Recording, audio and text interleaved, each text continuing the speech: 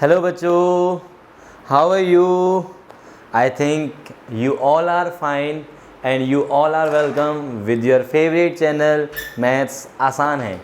और जैसा कि आप काफ़ी सारे बच्चे की रिक्वेस्ट आई है यूट्यूब पे, कमेंट्स में आ रहे हैं कि सर AOD स्टार्ट करवा दीजिए, और वो सारे चैप्टर जो आपने कराए हैं पहले वो सारे हमने कंप्लीट कर लिए हैं और रिवाइज़ भी कर लिए हैं इनफैक्ट। तो ठीक है बच्चों, तो आज हम जो है AOD चैप्टर, आपका जो चैप्टर नंबर 6 है एप्लीकेशन ऑफ डेरिवेटिव्स, उसके साथ स्टार्ट करने जा रहे हैं। उसमें सबसे पहली बात कि CBSE ने इस साल कुछ पोर्शन को डिलीट कर दिया है। जो आपकी एक्सरसाइज नंबर 6.1 है, rate of measure of quantities, वो डिलीटेड है। 6.4 जो है वो भी आपके डिलीटेड है। तो अब ये हमारे पास कौन कौन से एक्सरसाइज बची हुई हैं जो हमें करनी है, दैट इज़ 6.2 जिसमें इंक्रीजिंग डिक्रीजिंग है, 6.3 टेंजेंट नॉर्मल, और लास्ट में मैक्सिमा एंड मिनिमा 6.5। ठीक है, तो सबसे पहला जो टॉपिक हम उठाने वाले हैं आज वो है टेंजेंट एंड नॉर्मल्स। कौन सा? Tangent and normals. 6.3 के साथ में स्टार्ट करने जा रहा हूँ पहले। ठीक है, तो let's start with 6.3 tangent and normal.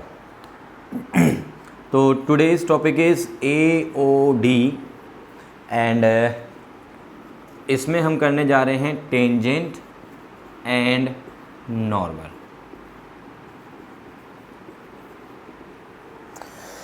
Tangent जैसा कि आप लोग बचपन से पढ़ते आ रहे हो, बिल्कुल बचपन से, इन द सेंस जो 9th-10th क्लासेज में हमने पढ़ा था। ठीक है, तो वो बचपन ही था हमारा, क्योंकि अब हम काफ़ी मैच्योर हो गए हैं, काफ़ी अच्छे से बड़े हो गए हैं। तो टेंजेंट एंड नॉर्मल आप लोगों ने बचपन से पढ़ा है, तो आई थिंक सो नॉर्मल नहीं पढ़ा, टेंजेंट पढ़ा है। ठीक है, तो क्या होता है टेंजेंट, कोई बताएगा मुझे? यस, तो टेंजेंट आपको बेसिक नॉलेज तो है, टेंजेंट क्या होती है, एक कर्व के ऊपर, इवन हम सर्कल में पढ़ते थे 9th-10th में, कि सर्कल के ऊपर कोई लाइन जो कि सर्कल को सिर्फ और सिर्फ एक पॉइंट पे टच करती है, उसको हम बोलते हैं tangent to a circle, tangent to a circle. But अभी हम सिर्फ सर्कल की बात नहीं करने वाले हैं, हम बात करने वाले हैं किसी भी कर्व की, किसी भी कर्व की बात करने वाले हैं। टेंजेंट एंड नॉर्मल जो हम पढ़ने वाले हैं टू अ कर्व, किसके ऊपर पढ़ने वाले हैं बेटा हम? कर्व के ऊपर, किसी भी कर्व के ऊपर टेंजेंट एंड नॉर्मल। ठीक, तो टेंजेंट एंड नॉर्मल को अब हम ऐसे समझेंगे कि कोई भी कर्व है, ये कोई भी कर्व मैंने फ्रेम कर लिया और इसकी इक्वेशन में मान लेता हूँ y = fx है। उसके किसी भी पॉइंट पे एक लाइन जो कि उसको सिर्फ टच करती है, a line which touches the curve, a line which touches the curve only at single point, that line is called tangent to the curve. इसको हम बोलेंगे टेंजेंट टू द कर्व। अब यहाँ बच्चे ना बहुत जल्दबाजी में रहते हैं, tangent to the curve, but ये जो स्टेटमेंट मैंने लिखी है ये कंप्लीट नहीं है। यहाँ बच्चे जल्दबाजी में रहते हैं कि ठीक है यार टेंजेंट होती है, बट पूरी बात को ध्यान से सुनना है बेटा। Tangent to the curve at the point, क्या बोला मैंने? At the point. At the point, किस पॉइंट पे टेंजेंट है? इस पर्टिकुलर पॉइंट P पर। और चलो मैं मान लेता हूँ कि इस पर्टिकुलर पॉइंट के जो कोऑर्डिनेट्स हैं वो x1, y1 है। यदि ये पर्टिकुलर पॉइंट है तो x1, y1 नाम दूंगा, जैसे 2, 3, 5, 7, 0, 5, ऐसा कोई भी कोऑर्डिनेट हो सकता है। ठीक है, बट अभी फ़िलहाल हम जनरल पॉइंट नाम दे देते हैं। जनरल पॉइंट का मतलब होता है any point on this curve. General means any point. तो अभी फ़िलहाल हम बोल देते हैं कि x, y कोई भी एक पॉइंट है, ये एनी पॉइंट। और जैसे ही मैं फिक्स पॉइंट बोलूँगा तो मैं क्या नाम दे दूँगा उसको? x1, y1 नाम दे दूँगा। ठीक है, अननोन फॉर्म में x1, y1, नॉन मतलब जैसे 2, 3, 5, 7 वो वाले नॉन हो जाते हैं। ठीक, तो this is the tangent to the curve, और कर्व भी कौन सा यहाँ पे? y = fx at the point Px, y। अब आप बार बार ये सोच रहे होंगे सर इतना क्यों बता रहे हो, तुम्हें पता है भाई मैं इसलिए बता रहा हूँ क्योंकि बच्चे बहुत ही ज़्यादा मिस्टेक करते हैं। यहाँ पे बच्चे बहुत ज़्यादा मिस्टेक करते हैं एट द पॉइंट वाले कॉन्सेप्ट को लेके। अभी थोड़ा सा और आगे जब कहानी चलेगी ना तब आपको समझ में आएगा कि सर इतना फोकस, इतना स्ट्रेस क्यों दे रहे हैं इस पर्टिकुलर छोटे से वर्ड पे, एट पे, ठीक है। ओके तो this is tangent to the curve y equals to F X at the point P X Y. तो टेंजेंट की डेफिनेशन इज क्लियर। नाउ अब बात आती है नॉर्मल क्या होती है। नॉर्मल भी यहीं पे हम पहले डेफिनेशन डिस्कस कर ही लेते हैं नॉर्मल की। नॉर्मल क्या होती है, एक लाइन जो कि इस वाले पॉइंट से ही पास करे। कौन सा वाला पॉइंट से, जिस पॉइंट पर टेंजेंट ड्रॉ हो रही है। अच्छा ये जो पॉइंट P है ना बेटा, जिस पॉइंट पर टेंजेंट और कर्व आपस में कांटेक्ट में है, ये जो पॉइंट P है आपका, this is the point P through which curve and the tangent are in contact with each other. ये दोनों एक दूसरे के साथ कांटेक्ट में, कौन कौन, टेंजेंट एंड कर्व। तो इस पॉइंट P को हम एक स्पेशल नाम भी देते हैं, पॉइंट ऑफ कांटेक्ट। क्या नाम देते हैं बेटा इसको हम, पॉइंट ऑफ कांटेक्ट। इस पॉइंट P को हम बोलते हैं पॉइंट ऑफ कांटेक्ट। तो ये जो पॉइंट ऑफ कांटेक्ट है आपका टेंजेंट एंड कर्व का, इस पॉइंट ऑफ कांटेक्ट से एक लाइन पास कराई मैंने, and this line is perpendicular to the tangent. This line is perpendicular to the tangent. तो ये कहलाएगी आपके पास normal to the curve, normal at the point P। Normal at the point P। तो normal at the point P का मतलब क्या है, normal at P to the curve, to the curve, line passing through P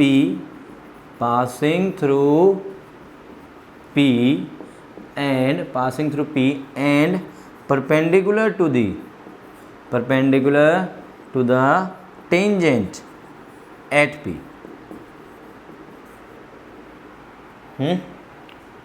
perpendicular to the tangent at P for the curve y equals to F X. Obvious है वो, ठीक है।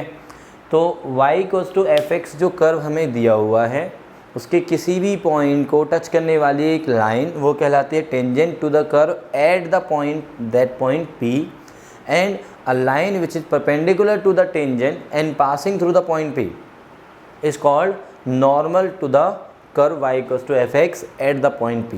अब बच्चे यहाँ पे छोटी सी मिस्टेक ये भी कर बैठते हैं, ठीक है, कि कोई भी लाइन जो कि टेंजेंट के परपेंडिकुलर, ये भी एक लाइन है ना टेंजेंट के परपेंडिकुलर, ये भी एक लाइन है टेंजेंट के परपेंडिकुलर, बट इन सभी लाइंस को, ऐसे इन्फिनिटली मैनी लाइंस आप ड्रॉ कर सकते हो, तो इन सभी लाइंस को हम नॉर्मल नहीं कहेंगे। नॉर्मल एक सिंगल लाइन वो वाली कहलाएगी जो कि पॉइंट ऑफ कांटेक्ट से भी पास करेगी, ठीक है ना, पॉइंट ऑफ कांटेक्ट से भी पास करनी चाहिए, वही आपकी जो लाइन है वो नॉर्मल कहलाएगी परपेंडिकुलर टू द टेंजेंट वाली कंडीशन के साथ। क्लियर है ये बात, ओके है। चलिए अब बात करते हैं हम, ये तो होगी डेफिनेशन टेंजेंट एंड नॉर्मल की। अब हम बात करेंगे कि टेंजेंट का स्लोप क्या होगा, देन नॉर्मल का स्लोप क्या होगा, ठीक है। तो स्लोप ऑफ टेंजेंट की हम बात करेंगे। Slope of tangent to the curve y equals to fx at the point P x comma y is equal to क्या होता है देखो, y equals to F X curve के ऊपर किसी भी पॉइंट P पे जो आप टेंजेंट ड्रॉ करते हैं, उस टेंजेंट का जो स्लोप होता है, वो होता है आपका टेन थीटा। पढ़ा है आपने, very good, tan theta. But theta कौन सा एंगल है, theta is the angle which the line makes with x axis. Means यदि मैं यहाँ से ये थोड़ा सा सीन हटा देता हूँ परपेंडिकुलर वाला, ये टेंजेंट जो आपकी ड्रॉ हो रखी है, यदि ये टेंजेंट, ये मान लो कि ये एक्स एक्सिस और ये वाई एक्सिस है, ये सपोज कर लेता हूँ मैं एक्स एक्सिस और ये सपोज कर लेता हूँ मैं वाई एक्सिस। यदि ये टेंजेंट एक्स एक्सिस के साथ थीटा एंगल बना देती है, कितना एंगल बना देती है, यहाँ पे कितना एंगल बना देती है, थीटा एंगल बना देती है, तो मैं कहूँगा कि स्लोप टेन थीटा है। बट यदि ये थीटा एंगल हमें पता ना हो, थीटा एंगल नहीं पता मुझे सिर्फ पता है कर्व की इक्वेशन, और बोला हुआ है कि उसके किसी भी general point P X comma Y पे स्लोप ऑफ टेंजेंट बताओ, तो हम क्या बोलेंगे, दिस टेन थीटा जो कि स्लोप भी होता है is equals to D Y by D X. Means यदि थीटा पता है तो ये वाला फॉर्मूला लगा दो, थीटा यदि नहीं पता है तो उसको कवर कर दो और बोलो कि जो स्लोप होता है वो क्या होता है, D Y by D X होता है। भाई एप्लीकेशन ऑफ डेरिवेटिव्स कर रहे हैं तो डेरिवेटिव्स की एप्लीकेशन है, तो डेरिवेटिव की जो सबसे अच्छी और ज्योमेट्रिकल, ये एक्चुअल में क्या है, ये ज्योमेट्रिकल एप्लीकेशन है। डेरिवेटिव्स जो हम पढ़ते हैं बेटा, बहुत बच्चे पूछते हैं कि सर डिफरेंशिएशन का क्या फ़ायदा है, हमें तो कहीं दिखता नहीं है ना। तो बेटा जब सब्जी मंडी जाओगे सब्जी लेने तो वहाँ पे थोड़ी ना डिफरेंशिएशन करने बैठ रहे हो आप, तो डिफरेंशिएशन कहाँ पे कर रहे हैं हम, कहाँ पे यूज़ कर रहे हैं, टेंजेंट एंड नॉर्मल के अंदर। मतलब टेंजेंट का जब स्लोप निकाला जाता है तो टेंजेंट का स्लोप निकालने के लिए हमारे पास डिफरेंशिएशन की हेल्प ली जाती है। तो डिफरेंशिएशन जो होता है, जो आपका कर्व दिया हुआ है y equals to F X, उस कर्व को जब आप डिफरेंशिएट करोगे D Y by D x की वैल्यू, तो वो किसको रिप्रेजेंट करेगी, slope of tangent to the curve y equals to F X at the point, ठीक है, at the point P X comma Y. Okay, अब स्लोप ऑफ टेंजेंट आ गया, सिंपल है स्लोप ऑफ टेंजेंट। बट अब कोई बच्चा बोलता है कि जी सर ये जो पॉइंट है ये तो जनरल पॉइंट है, बट मुझे किसी एक पर्टिकुलर पॉइंट पे चाहिए स्लोप। किस पॉइंट पे चाहिए, पर्टिकुलर पॉइंट पे स्लोप चाहिए। तो पर्टिकुलर पॉइंट पे स्लोप कैसे निकालोगे भाई, बहुत ही आसान है, वो तो बहुत ही आसान है। देखो ये जो स्लोप आया है, इनकी जो D Y by D X आया है, वो किसी एक फिक्स पॉइंट पे नहीं है, वो अलग अलग पॉइंट्स पे आप समझ सकते हैं यार कि ये जैसे मान लो कि कोई कर्व है, ये कर्व है, इसके किसी पॉइंट पे जब मैं टेंजेंट ड्रॉ करूँगा, ठीक है, और इसके इस पॉइंट पे जब मैं टेंजेंट ड्रॉ करूँगा, दो अलग अलग पॉइंट्स पे, इस पॉइंट पे मैंने एक टेंजेंट ड्रॉ करी, ठीक है, इस वाले पॉइंट पे एक टेंजेंट ड्रॉ करी। मैं कह रहा हूँ कि ये जो वाला पॉइंट यदि x, y है तो इस टेंजेंट का जो स्लोप होगा वो D Y by D X होगा। इस पॉइंट पे जो कोऑर्डिनेट है वो x, y हैं, तो इसका स्लोप भी D Y by D X होगा। इसके कोऑर्डिनेट्स यदि x, y हैं तो इसका slope D Y by D X होगा। बट कहीं ना कहीं आपके माइंड में ये चल रहा होगा कि सर ये जो टेंजेंट्स हैं, ये जो आप लाइंस ड्रॉ कर रहे हैं, इन सभी का सेम स्लोप होगा क्या? सेम स्लोप तो नहीं लग रहा। क्यों नहीं लग रहा? क्योंकि ये तो अलग अलग एंगल्स बनाएंगे एक्स एक्सिस के साथ, इंटरसेक्टिंग लाइंस हैं, पैरेलल लाइंस के स्लोप्स इक्वल होते हैं, ये हमें पता है, पहले से 11th में हमने पढ़ा हुआ है। बट ये तो अलग अलग लाइंस हैं, तो इनके तो अलग अलग स्लोप होने चाहिए, तो डेफिनेटली इनके अलग अलग स्लोप्स हैं। कैसे? जो D Y by D x की वैल्यू है उसमें हम ये वाले जो पॉइंट है एक्स और वाई, और ये वाले जो पॉइंट है एक्स और वाई, ये तो अलग अलग है ना, ऑब्वियसली कर्व पे पॉइंट चेंज हो रहा है।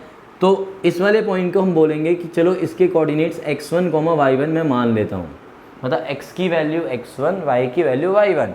सिमिलरली इस वाले पॉइंट को मैं बोल देता हूँ कि ये x2, y2 कोऑर्डिनेट्स वाला है, और ऐसे ही इस पॉइंट को मैं बोल देता हूँ कि ये x3, y3 कोऑर्डिनेट वाला है। इसको मैं p नाम दे देता हूँ, इसको मैं q नाम दे देता हूँ, इसको मैं r नाम दे देता हूँ, ठीक है। तो मैं बोलूँगा कि टेंजेंट एट p जो आ रही है उसका जो स्लोप होगा d Y by D x. देखो d Y by D x जो होता है वो x और y की टर्म्स में होगा। D Y by D x की जो वैल्यू होगी, क्योंकि y equals to F x को आप डिफ्रेंशिएट करोगे, तो d Y by D x किसकी टर्म्स में आने वाला है? x और y की टर्म्स में आने वाला है। तो इसमें हम एट p लिखेंगे यहाँ पे। अब एट p का मतलब है कि x की वैल्यू उसमें x1 डालेंगे, y की वैल्यू y1 डालेंगे, तो जो आपकी वैल्यू आएगी d Y by D x की फाइनल वैल्यू, x को x1, y को y1 डालने के बाद, वो होगी इस टेंजेंट का स्लोप। सिमिलरली इस पॉइंट के लिए हम बात कर रहे हैं तो ये एट q लिखेंगे, मतलब q के कोऑर्डिनेट्स डालेंगे x2, y2, x की जगह और y की जगह। सिमिलरली इस वाले टेंजेंट को एट r, ठीक है, x3, y3। मतलब जैसे जैसे हम x और y की वैल्यू चेंज करेंगे d Y by D x के अंदर, तो अलग अलग पॉइंट्स पे अलग अलग टेंजेंट्स के स्लोप्स मिलते रहेंगे। Are you getting? सभी को अच्छे समझ में आ रहा है? एट द पॉइंट समझ में आ रहा है? ओके। तो ये हो गया टेंजेंट का स्लोप निकालने का मेथड। अच्छा, कुछ बच्चों के माइंड में ये आ रहा होगा कि सर ये जो D Y by D x की वैल्यू है ये स्लोप कैसे होती है? How will we explain this कि ये स्लोप के इक्वल है, ये टेन थीटा के इक्वल है। ठीक है, ये एक्सप्लेन करने के लिए मैं आपको सिंपल सा एक लॉजिक बता देता हूँ, जो कि मैं अभी नहीं मतलब प्रूव करने वाला।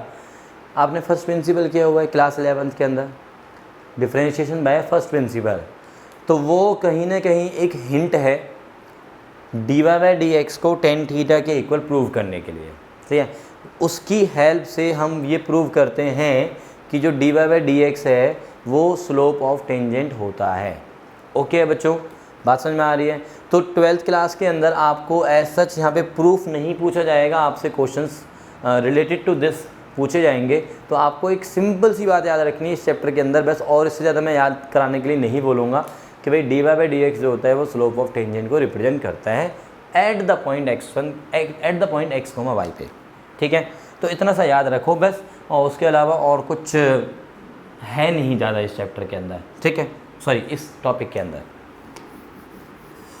ना। अब बात ये आ गई कि स्लोप ऑफ टेंजेंट तो मिल गया, तो सर स्लोप ऑफ नॉर्मल क्या होगा? अरे भाई नॉर्मल क्या होती है? नॉर्मल क्या होती है? Normal is the line perpendicular to the tangent and passing through the same point of contact. तो स्लोप ऑफ टेंजेंट हमें मिल गया है। स्लोप ऑफ टेंजेंट क्या होता है हमारे पास? Slope of tangent is equals to होता है dy by D x at point P। ठीक है, P के कोऑर्डिनेट्स हम डाल देंगे। यदि आपका P जनरल पॉइंट है x, y तो x और y की फॉर्म में रहेगा आंसर। यदि उसके कोऑर्डिनेट्स 2, 3 है, 5, 7 है, ठीक है, ऐसा कुछ है, तो उसमें x और y की वैल्यू हम डाल देंगे उस dy बाई डी एक्स के अंदर। अच्छा, अब हमें चाहिए स्लोप ऑफ नॉर्मल, क्योंकि हमें पता है कि normal is perpendicular to the tangent, और जब भी दो लाइंस परपेंडिकुलर होती हैं तो मैं ये उम्मीद कर सकता हूँ आप लोगों से कि तुम्हें पता होगा कि जब भी दो लाइंस परपेंडिकुलर होती हैं तो उनके स्लोप्स का प्रोडक्ट -1 होता है। तो slope of normal is equals to क्या बन जाएगा? Slope of normal into slope of tangent is equals to -1। तो -1 अपॉन में slope of tangent, are you getting? Which is equals to -1 upon में dy by D x at the point P। Okay है, slope of tangent आ गया, slope of normal आ गया।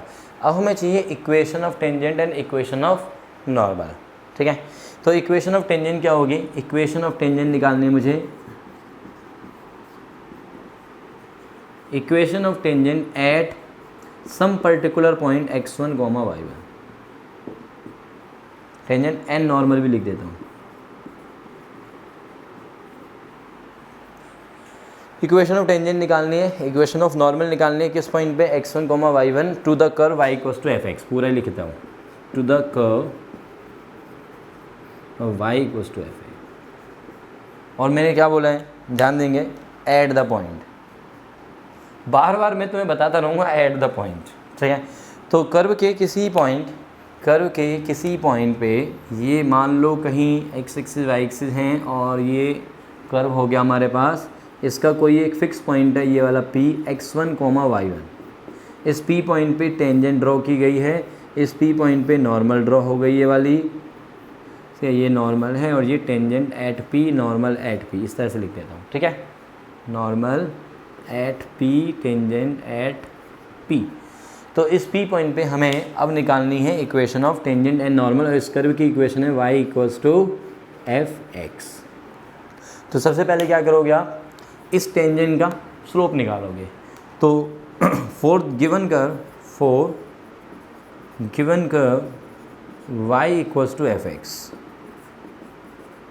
For given curve y equals to dy by D x निकालोगे differentiation करके, तो मैं लिख देता हूँ f डैश x। ठीक है, dy बाई डी एक्स की वैल्यू x और y की टर्म्स में आ जाएगी। Eight point P x1, y1, तो हमारे पास dy बाई डी एक्स आ जाएगा slope of tangent at P x1, y1। ये हो जाएगा स्लोप ऑफ टेंजेंट, ये हो गया स्लोप m ऑफ टेंजेंट यानी कि t। ठीक है, m मतलब स्लोप और t मतलब टेंजेंट। तो स्लोप ऑफ टेंजेंट ये हो जाएगा, इसमें x की जगह x1 डाल दोगे और y की जगह y वाली यदि कोई टर्म आती है तो y की जगह y1 डाल दोगे, ठीक है। इक्वेशन निकालनी है। अब इक्वेशन निकालने का एक सिंपल सा लॉजिक तुम्हें पता है कि इक्वेशन कभी भी निकालनी किसी भी लाइन की तो क्या करते हैं बेटा, हम इक्वेशन ऑफ लाइन निकालने के लिए हम क्या करते हैं, जल्दी से बताओगे मुझे। हमारा पॉइंट पता है, पासिंग पॉइंट, लाइन किस पॉइंट से पास कर रही है, x1, y1 से लाइन पास कर रही है, x1, y1 से ये वाली लाइन टेंजेंट लाइन, टेंजेंट का निकाल रहे हैं, tangent line passes through this and having slope this. तो इक्वेशन ऑफ टेंजेंट क्या हो जाएगी, therefore equation of tangent at p y minus y1 m of tangent into में x माइनस का x1, ये हो गया स्लोप ऑफ टेंजेंट। और स्लोप ऑफ टेंजेंट की वैल्यू कितनी है, dy/dx eight the point p x1, y1। Equation of normal निकालने की, equation of normal at p, तो पासिंग पॉइंट तो वही रहेगा, स्लोप क्या हो जाएगा, -1 अपॉन में स्लोप ऑफ टेंजेंट, -1 अपॉन में slope of tangent, m mean slope और t मतलब टेंजेंट, और इनटू में x माइनस का x1। बोलो ये समझ में आया, समझ में आ रहा है। अभी आप सोच रहे होंगे कि सर ये x1, y1, xy में थोड़ी सी दिक्कत तो आ रही है, मुझे भी लग रहा है कि तुम्हें दिक्कत आ रही है। अभी जैसे ही नंबर्स आएंगे तो ये दिक्कत सारी ख़त्म हो जाने वाली है, ठीक है। तो let's have some simple question first of all, ठीक है। जैसे कि इसमें दिया हुआ है, एक सिंपल सा क्वेश्चन है, find the, question is find slope of tangent and normal, to the curve y equals to x cube minus में x प्लस का a1 एट पॉइंट, किस पॉइंट पे निकालना, देखो at point whose x coordinate is 2। अब ध्यान देना बच्चा लोग यहाँ पे ध्यान देंगे कि हमें क्या करना है, स्लोप ऑफ टेंजेंट चाहिए, स्लोप ऑफ नॉर्मल चाहिए, और कर्व के किस पॉइंट पे चाहिए, किस पॉइंट पे, एट पॉइंट। ध्यान देंगे एट पॉइंट, ठीक है। तो एट द पॉइंट चाहिए हमें, किस पॉइंट पे, जिस पॉइंट पे x कोऑर्डिनेट 2 होगा। तो देखो ये कोई कर्व बन रहा होगा, मैं एक रफ कर्व ड्रॉ कर देता हूँ, छोड़ो x एक्सिस y एक्सिस भी ड्रॉ करना। मैं बोला कि ये कर्व है सिंपल कोई भी, और यहाँ किसी पर्टिकुलर पॉइंट को मैंने बोल दिया कि इसका जो FC सा है, यानी कि जो x कोऑर्डिनेट है, FC सा आप समझते ही हो, x कोऑर्डिनेट, ठीक है।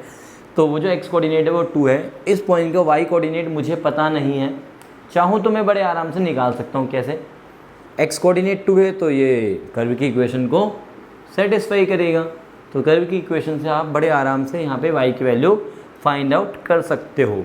ज़रूरत है तो फाइंड आउट करना, नहीं तो अभी फ़िलहाल मैं 2, y लिख के छोड़ देता हूँ, ठीक है। अब इस पॉइंट पे जो टेंजेंट आएगी उसका स्लोप चाहिए बस, और जो नॉर्मल है उसका स्लोप चाहिए, ठीक है। तो मैं क्या बोलूँगा कि कर्व की इक्वेशन तो अपने पास है y इक्वल्स टू fx वाली, तो डिफ्रेंशिएशन कर दे, डिफ्रेंशिएटिंग, तो dy/dx क्या आएगा बोलो, 3x² minus k1 at x equals to किस पॉइंट पे, एड x इक्वल्स टू 2 पे चाहिए, eight the point x1, y1। तो यहाँ पे x इक्वल्स टू 2 से काम चल जाएगा, क्योंकि यहाँ पे y कोऑर्डिनेट की ज़रूरत नहीं है। यदि आपका डेरिवेटिव y की टर्म्स में भी आ रहा होता, जैसा कि इम्प्लिसिट एक्सप्लिसिट फंक्शंस में आता है, ठीक है, वहाँ पे x और y दोनों आ जाते हैं, फिर वहाँ पे y कोऑर्डिनेट को फाइंड आउट करने की ज़रूरत थी। यहाँ पे नहीं पड़ रही है तो मैं इसलिए नहीं कर रहा, ठीक है। तो dy/dx मतलब नहीं कर रहा इन द सेंस कि मैं इस y कोऑर्डिनेट की वैल्यू फाइंड आउट नहीं कर रहा। तो dy/dx की वैल्यू क्या आगे बोलो बच्चों, दिस -1 11। तो ये हो गया हमारा slope of tangent at the point 2, y, ठीक है, या at the point whose x coordinate is 2। तो स्लोप ऑफ नॉर्मल क्या हो जाएगा, स्लोप ऑफ नॉर्मल -1 अपॉन में slope of tangent -1/11। Happily done, ठीक है, बात समझ में आ गई है। तो ये एक सिंपल सा क्वेश्चन था टेंजेंट नॉर्मल के ऊपर। अच्छा, मान लो इसी क्वेश्चन के अंदर इन द सेम क्वेश्चन वो स्लोप की जगह लिख देता है find equation of tangent, find equation of tangent. तो इक्वेशन ऑफ टेंजेंट निकालने के लिए, ये वाली टेंजेंट जो है निकालने के लिए हमें क्या चाहिए होता है, एक स्लोप और एक पॉइंट।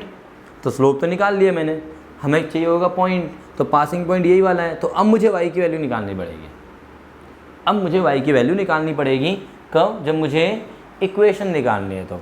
तो इक्वेशन निकालने के लिए फॉर्मूला आपके सामने है y minus y1 slope into में x माइनस x1, ठीक। तो उसके लिए मैं बोलूँगा कि भी अपने पास y की वैल्यू क्या होगी, तो y निकाल लो यार, इक्वेशन में डालो x की वैल्यू 2, तो 2 का क्यूब 8 माइनस का ये 2 प्लस का ये 1, कितना आ गया 7 आ गया, y कितना आ गया 7। तो equation of tangent, equation of tangent, this implies equation of tangent eight 2,7 is y minus में y1 m कितना है 11 इंटू में x माइनस का x1, और इक्वेशन ऑफ नॉर्मल निकलनी होगी, इक्वेशन ऑफ नॉर्मल वो भी एट द पॉइंट 2,7 ही रहेगी। तो y माइनस का y1 m इंटू में x माइनस का x1, इसको बस थोड़ी सी सिंप्लीफाइड फॉर्म में लिख देना। कैसे लिखोगे, 11x माइनस का y, ठीक है, माइनस का 22 और प्लस का आ जाएगा 7, तो माइनस का 15 इक्वल्स टू 0। और ऐसे ही इसको लिख लेना भाई, ये माइनस x उधर चला जाएगा तो x उधर चला गया, प्लस 11y, और ये हो जाएगा माइनस का 77 और माइनस का 2, तो माइनस का 79। हैप्पीली डन, सही है। तो अभी आपको मैंने इक्वेशन निकालना बता दिया है, टेंजेंट की, नॉर्मल की, स्लोप क्या होता है वो सब मैंने आपको बता दिया है। तो 6.3 के स्टार्टिंग वाले 10 क्वेश्चन आप इजीली कर सकते हो। पहले 10 क्वेश्चंस फ्रॉम 6.3 NCERT, ये आपका होमवर्क है बेटा, और इसको सिंसियरली करना है। फिर नेक्स्ट क्लास में कुछ और क्वेश्चंस के साथ अभी हम बात करेंगे, क्योंकि टॉपिक का जो बेसिक था वो मैंने बता दिया आपको, ठीक है।